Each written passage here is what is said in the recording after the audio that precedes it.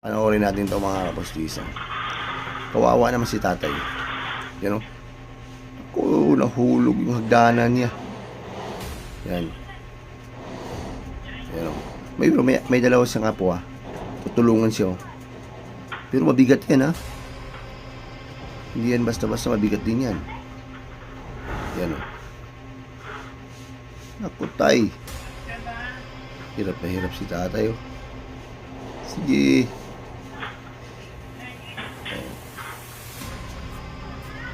Ha? Yun. Buti na lang. Oo, sige. Natumba ulit, kawawa naman. Pero ang tibay ni tatay, ang lakas ng pangatawan niya. Tingnan mo. Oh. Okay. Pinay ulit. Naku, patay, malaglag niya yata siya.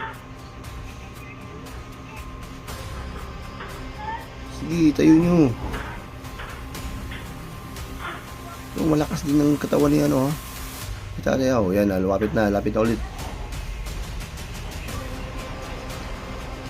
Yan, buti na lang nakaano siya sa ano, hagdanan, no. Ang problema lang, hindi mabuka-buka ng mga ano apo niya.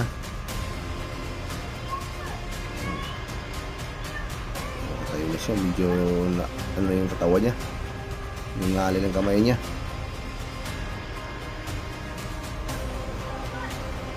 Sige. Wala ko yung mga chinilas.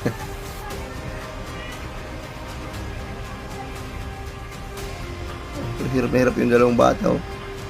Hindi niya may buka-buka yung daanan eh. Tayo dyan. Yun na nga. Tumalon ka lang tayo. Ay, ilang ba yan? 1, 2, 3, 4. 4 na hakbang na lang yan eh. Mababa na lang pala.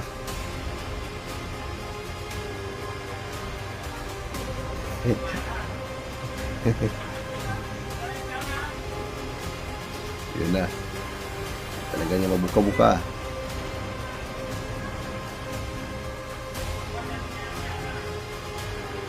Wala, laglag pa rin yan. Wala na.